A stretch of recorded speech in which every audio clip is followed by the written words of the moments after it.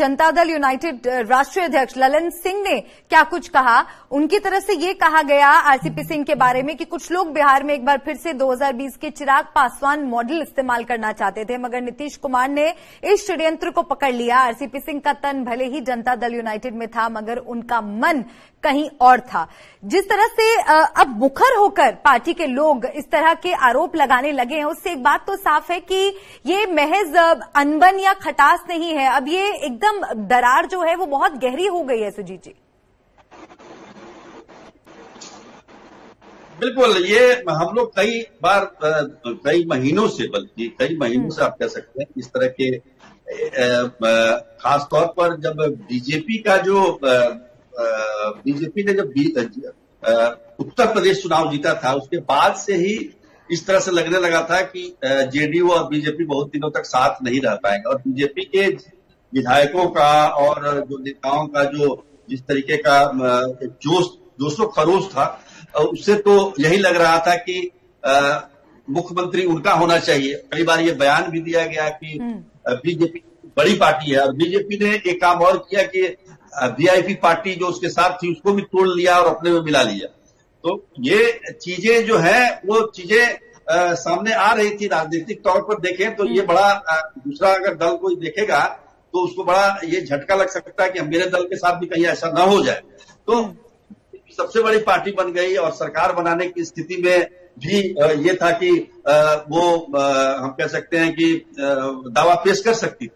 लेकिन आप इधर देखिए, बैलेंस बनाने के लिए एक काम किया गया। कहा तो ये भी जा रहा है कि एआईएमआईएम के जो 4 विधायक टूटे वो आरजेडी में गए, तो आरजेडी सबसे बड़ी पार्टी हो गई।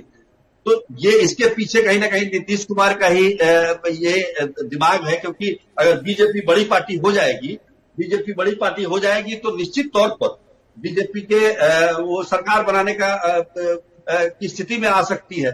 इसलिए फिर से उन्होंने आरजेडी को ये मौका, आरजेडी अब सबसे बड़ी पार्टी हो गई है। तो ये सारा जो बैलेंस करने का, राजनीतिक रूप से बैलेंस बनाने का जो तरीका है वो लगातार लंबे समय से चला आ रहा है। बिहार के राजनीति को आप देखिए कि 2020 के विधानसभा चुनाव के बाद जो अविश्वास का माहौल पैदा हुआ दोनों के बीच में, आप देखिए 2019 में कितना अच्छा परिणाम आया एनडीए के लिए लोकसभा चुनाव में।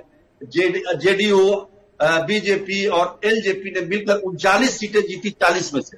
लेकिन ठीक उसके एक साल बाद 2020 में जब विधानसभा का चुनाव होता है, तो विधानसभा के चुनाव में बड़ी मुश्किल से एनडीए को हम कह सकते हैं कि बहुमत मिलता है। और चिराग पासवान ने जो डैमेज किया जेडीयू को, उसके पीछे कहीं ना कहीं एक कारण माना जा रहा है कि बीजेपी के लोगों का हाथ था उसमें। उस समय भूपेंद्र यादव यहाँ के प्रभारी हुआ करते थे बिहार के बीजेपी के, और ये सारा बताया जा रहा है कि उन्हीं की वजह से, जैसा कि जेडीयू के लोग बताते हैं। हालांकि ये हम नहीं कह रहे हैं, लेकिन जेडीयू के लोग ऐसा बोलते हैं कि उनको तैयार किया गया चिराग पासवान को कि आप जो है जेडीयू के उम्मीदवारों के खिलाफ ये अपने उम्मीदवार को उतारिए, और जिसकी वजह से जेडीयू के सीटें कम हो गई। तो अविश्वास का माहौल उसी समय पैदा हो गया। और आपको याद होगा कि कई दिनों तक ये निर्णय नहीं हो पा रहा था कि नीतीश कुमार मुख्यमंत्री मंत्रिमंडल का गठन क्यों नहीं कर रहे हैं। बीजेपी के कई नेता उनको मनाने तक गए थे वहां पर, मुझे याद है। वो तैयार नहीं हो रहे थे, बोले कि हमारी पार्टी छोटी पार्टी है, इसलिए बीजेपी अपना मुख्यमंत्री बनाए।